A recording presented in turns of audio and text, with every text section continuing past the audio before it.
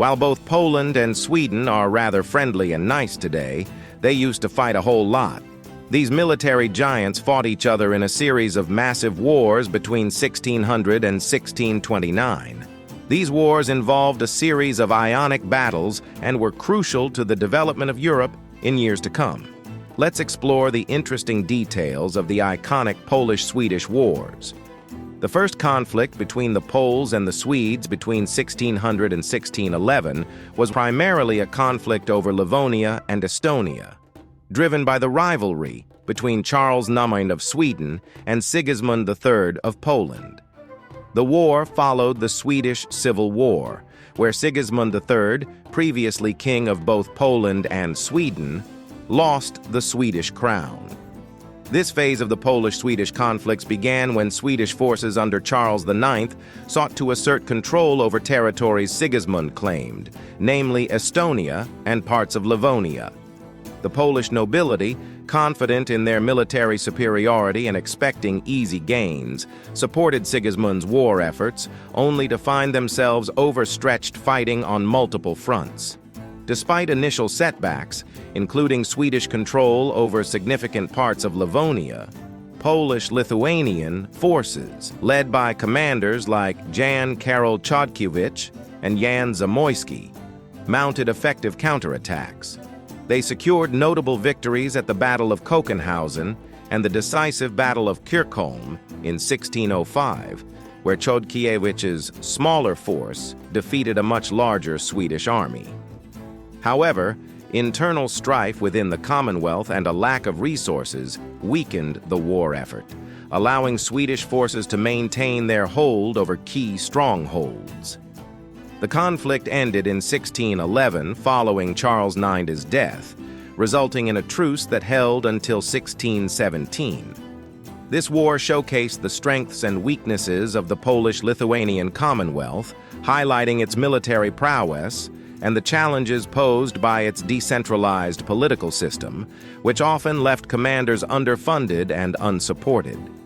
The hostilities set the stage for continued conflicts over Baltic territories, drawing in regional powers, setting up the second phase of the Swedish-Polish Wars. The Second Polish-Swedish War of 1617 to 1618 was a key phase in the conflict between Poland and Sweden. This war followed the Treaty of Stolbowo, which ended the Ingrian War, allowing Sweden to redirect its military focus towards Poland with support from Protestant allies like England and Holland. The Swedish forces initially gained significant ground by capturing strategic locations along the Livonian coast. However, Polish-Lithuanian forces, led by Field Hetman Krzysztof Radziwiłł, mounted a successful counteroffensive, reclaiming most territories except for Pernu. Despite these efforts, the conflict ended with a truce in September 1618, leaving Pernu under Swedish control and setting the stage for continued hostilities until a temporary peace was negotiated. These unsettled struggles made a third conflict inevitable.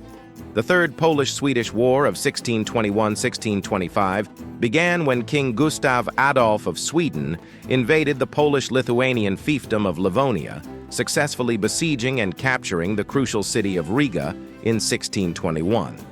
The Commonwealth, preoccupied with simultaneous battles against the Ottoman Empire, struggled to mount an effective defense, ultimately resulting in a truce favorable to Sweden.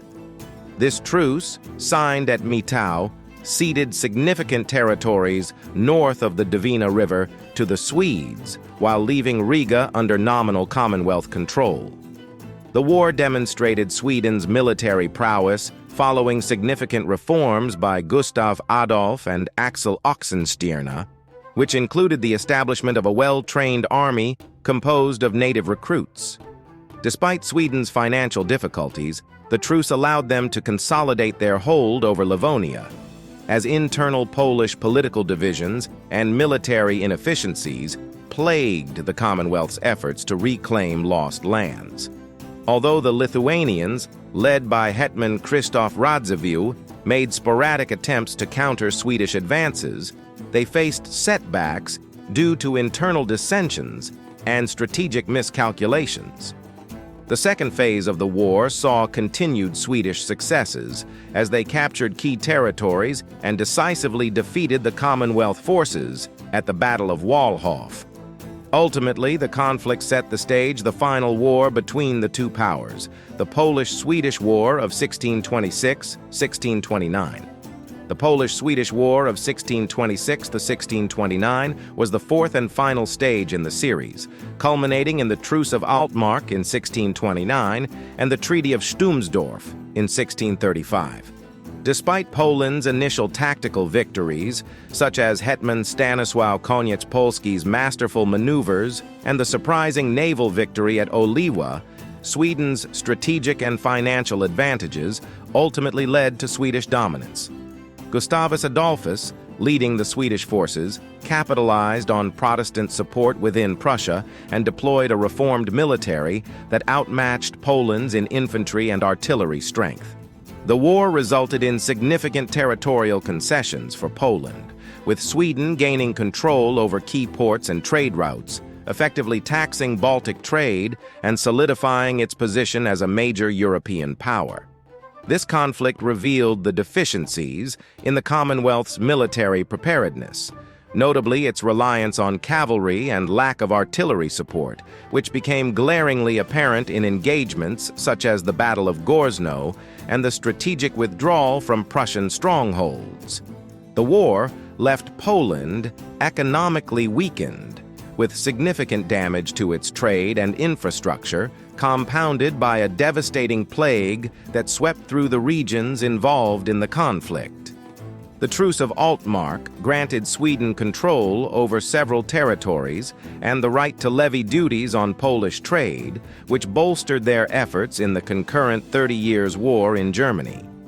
The Treaty of Stumsdorf later reversed some Swedish gains, but maintained a delicate peace, marking a strategic pause in hostilities as both nations sought to recover and rearm.